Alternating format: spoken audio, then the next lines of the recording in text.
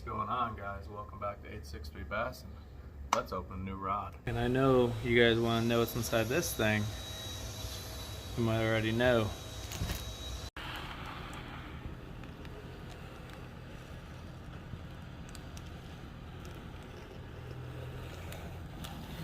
Oh yeah. Been busy organizing everything inside the boat. Trying to make sure everything fits in that tiny little hole right there. It used to be a live well, but I'm turning it into storage since I don't have much storage on this boat. But that's not what we're here to talk about. We're here to talk about a rod. You guys already know my garage is a mess. It always is. Let's see which one. Where is it? Bingo. Alright, so I threw some line on it, threw a reel on it. Here she is. The Halo HFX series. That's probably backwards for you guys, I apologize. Split grip, cork, EVA foam, stainless steel eyes. Really good quality, good design. You already know we gotta do a close-up. Little Halo decal right there on the back. Above the rod, a split EVA foam cork. Nice braided pattern right there, black and red. A little bit of silver. To another split cork. I got that paired up with the Shimano Caius, whatever you want to call it. Split grip reel seat right there. And I really like these hook keepers. They really do keep your bait there. I have a lot of other rods from different companies that your bait would just fall off. They did an excellent job with this rod. A little bit about the rod itself. It is a Japanese Toray graphite. It has the 4-finger reel seat, a line guide technology, in solid advance. You could throw this bad boy in salt water or fresh water. Braided line guides, fortified technology, and a good thing about Halo rods, and this rod in particular, comes with a 5-year limited warranty. So make sure you go follow them on Instagram, like them on Facebook, and subscribe to them on YouTube. Now I got this rod specifically for throwing chatterbaits or any kind of moving baits like a swim jig, chatterbait, spinnerbait, and that nature. So I got it in a 7'3", medium heavy, fast action. We offer these rods anywhere from 6'10", I believe, all the way up to heavy, and including a cranking series rod. Like I said before, I'm going to throw this with the chatterbaits primarily, so I tied up a green pumpkin thunder cricket. And what better way to test a rod than to hit the water with and go catch a fish? See you on the water. Alright guys, we made it to the water. Got the thunder cricket on the HFX rod. Let's see if we can catch some fish. Now this is a brand new reel. I haven't used this reel either, so we're going for a whole new setup today. It is quite windy out here, but this rod feels great. Sensitivity. I could literally cast this thing a mile, even in some wind. If only I can quick. There's a fish, and he came off. I felt him tick tick tick tick tick tick tick. That was kind of weird. I thought I had grass there, but I felt all of it. The sensitivity is really good. But I did keep my drag kind of loose there. Oh yeah, look at that. Look at that, it's extremely loose. No wonder I wasn't expecting it to be this windy out here.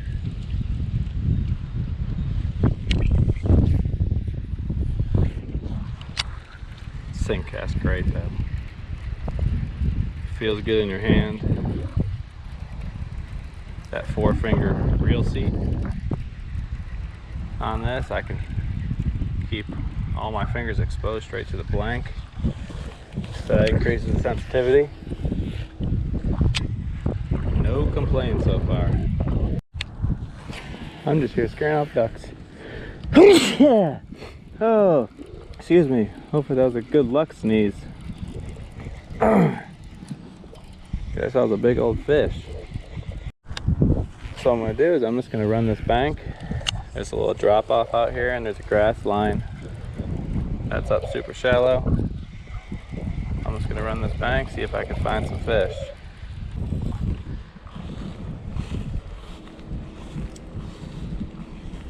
So keep it out of this grass. It's ridiculous. I am thoroughly impressed with this caius too.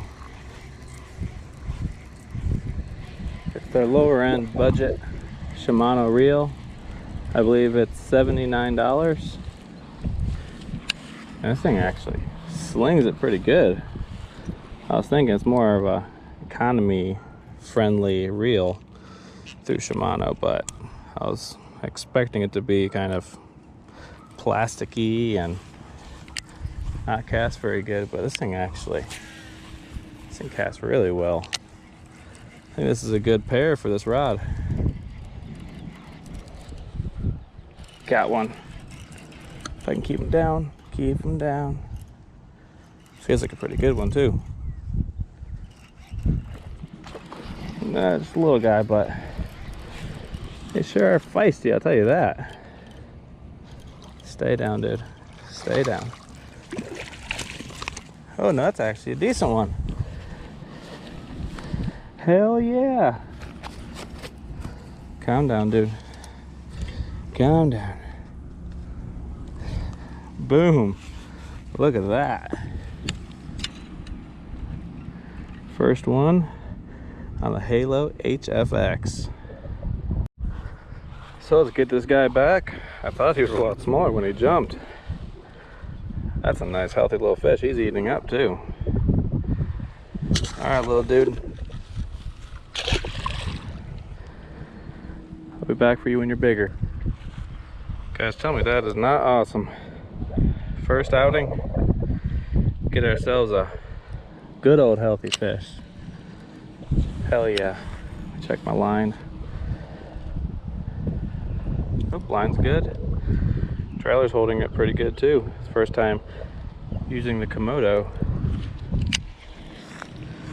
so I wasn't sure the longevity of it, but this rod held up amazing. Wasn't no boat flip, but a bank flip still counts. It's about the same height as a boat, and handled that great. Handled the fish great. Kept them pinned down. That medium heavy, that backbone. Kept the parabolic bend that was required. I'm really impressed. It's an awesome little combo. And for the quality of this rod, at the price point, I believe it's $149. You guys are getting a steal. All you have to do is head to American Bait Works. Once you're there, you'll see a drop-down menu where you'll see fishing rods. Click on that. I have all the Halo rods listed right there, all the way from the Rave to the TI. They have a rod selection for basically every scenario of fishing. Pretty much every action you'll ever need. And what's great about these rods is the rod eyes they use are stainless steel. So like beginning the video, you can use them for saltwater or freshwater. There's a fish right there. Another one. That's what we're talking about right here. Now we're getting them. Now we're getting them. So let's get this out of his mouth. Thanks, dude, for biting. And he just took off like a dang rocket. Like a rocket. And Komodo's still holding up. I got a little bit of a tear right there, but I ain't concerned about that. Trailer's still holding on. Again, rod held up amazing. If you guys haven't tried out a Halo rod, you guys need to. I had a lot of doubt in my mind coming out here and fishing in the middle of the day here in Florida when it's like 84 degrees today. It's windy. And another fish, holy moly. And he spit that one. Whew. Like I was saying, 84 degrees and windy. Normally during the day it's not ideal. Normally it's mornings or evenings. But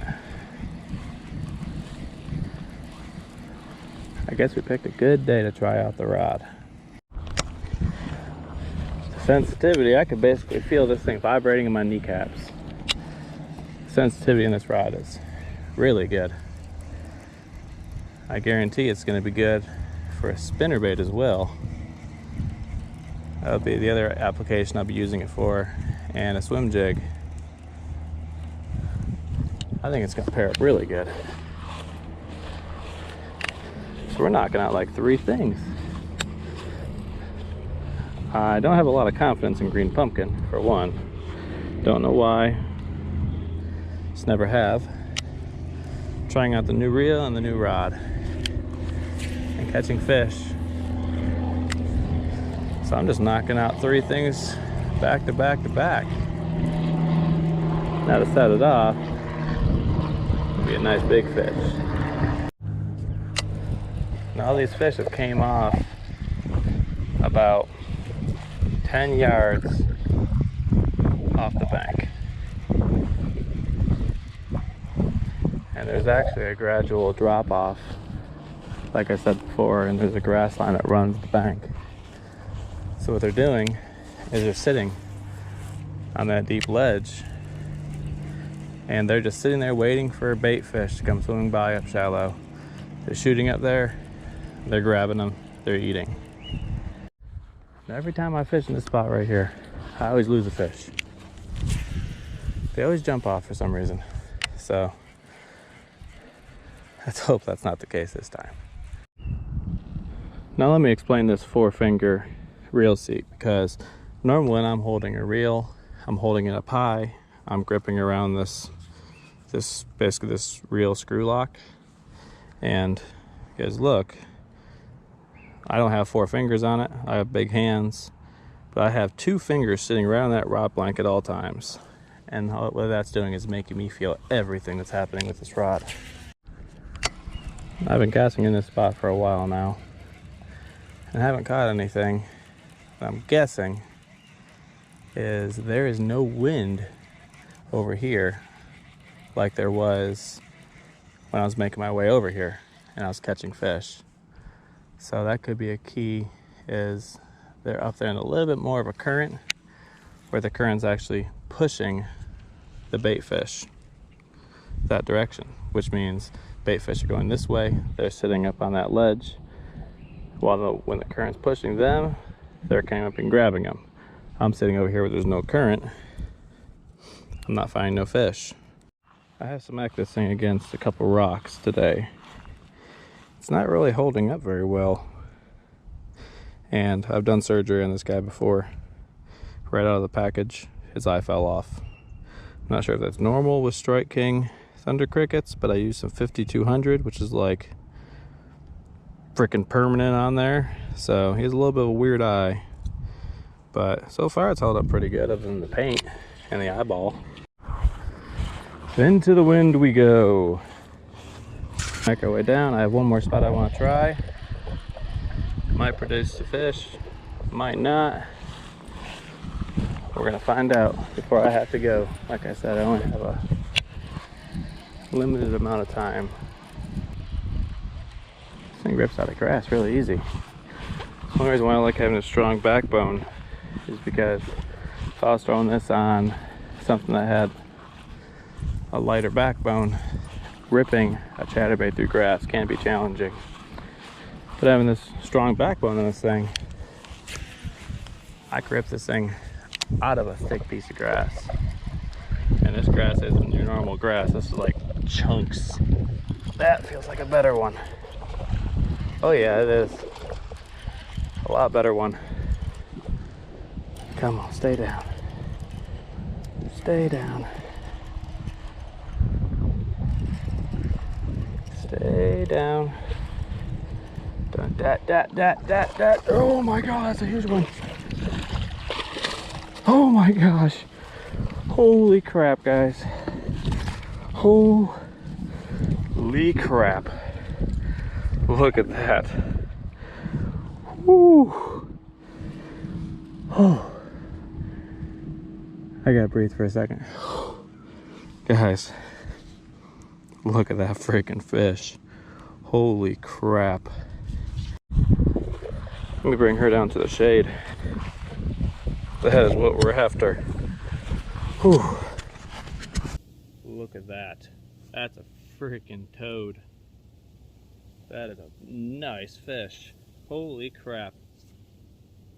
On the thunder cricket. Their eyeballs popping out.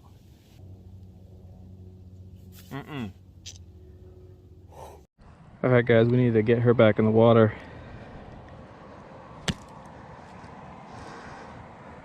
Whew. Look at that, guys. That is, she's been eating good too. That's a good fish. That is what we were after today. Goal complete. This rod is beyond my expectations. Ooh, yeah, she's feisty. She's still trying to bite my fingers. Look at her. Oh, yeah.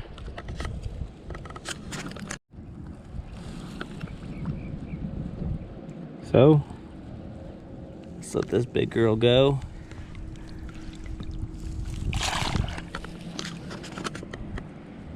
There she goes. This is why I could sit in my garage, tell you guys about this rod all day long. I'd rather take this rod out, put it to the test here on some Florida fish, and show you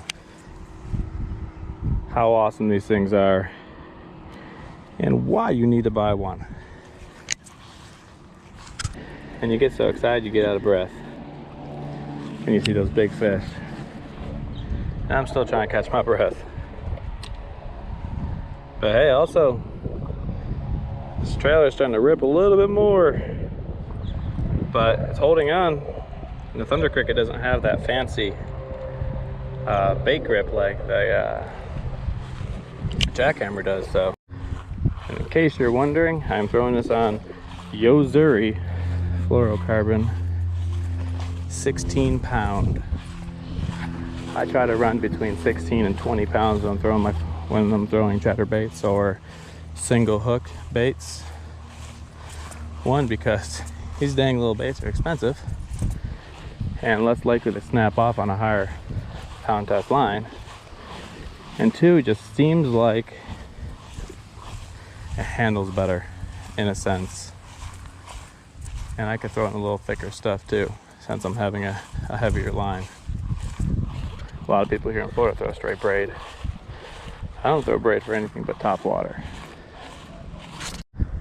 All right, we are at the last spot.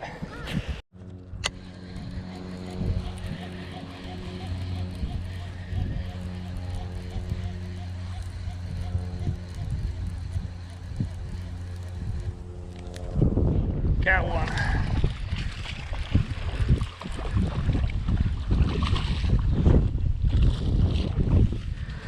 Another decent sized little 1.5 pounds to 2 pounder.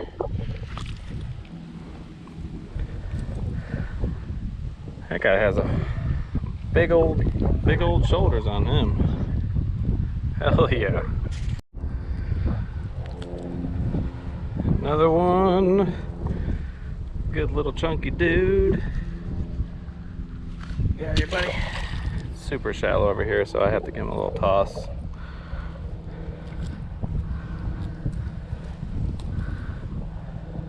They're digging this thing.